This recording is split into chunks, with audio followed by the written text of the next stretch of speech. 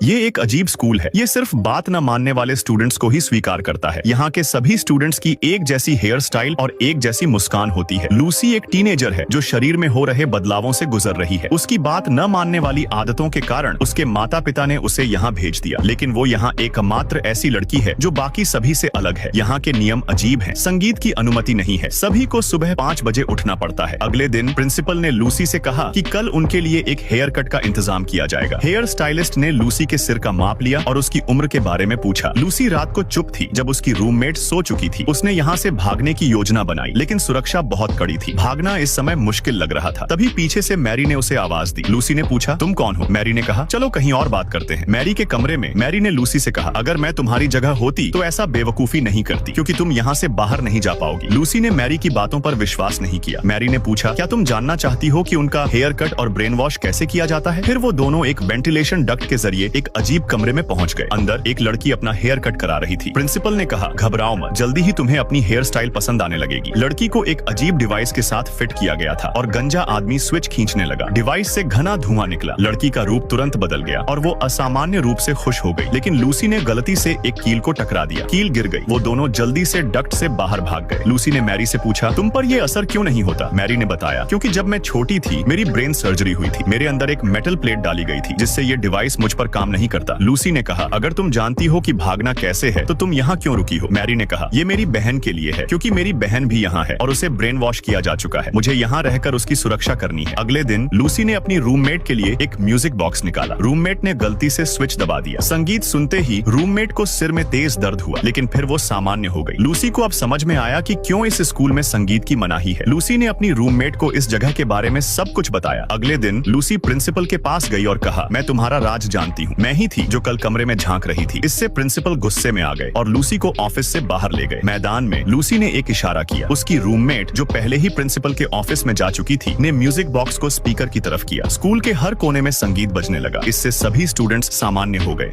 इस औरत ने हेयर पिन अपने कंधे पर रखी और उसके पास खड़ा आदमी तुरंत नकली एलर्जी का नाटक करने लगा, जोर जोर से छींकता हुआ ताकि सिक्योरिटी का ध्यान खींच सके। इसी दौरान उनके पीछे खड़ा टीम का साथी मौके का फायदा उठाकर हेयर पिन उठा लेता है। मशीन के नीचे तेजी से घुसकर उससे बोल्ट खोल देता है। वो सुरक्षा कवर हटाकर $300 मिलियन का चिप निकाल लेता है। फिर वो उस चिप को एक ताश के पत्ते के पीछे चिपका देता है और आराम से अपनी जगह लौट आता है। लेकिन उसकी हरकतें सुपरवाइजर की नजर में आ जाती है, जो सिक्योरिटी को उनकी तलाशी लेने का हुक्म देता है। सिक्योरिटी गार्ड जैक से हाथ उठाने को कहता है। जैक अपनी तेज उंगलियों और चालाकी से ताश के पत्ते को अपनी हथेली में छुपा लेता है और गार्ड की नजरों से बचा लेता है। गहन तलाशी के बाद भी कुछ नहीं मिलता। जब गार्ड झुकता है, जैक फुर्ती से पत्ते की जगह बदलता है और अपने शरीर के एंगल से गार्ड की नजर को ब्लॉक कर देता है। फिर वो पत्ता पीछे फेंक देता है।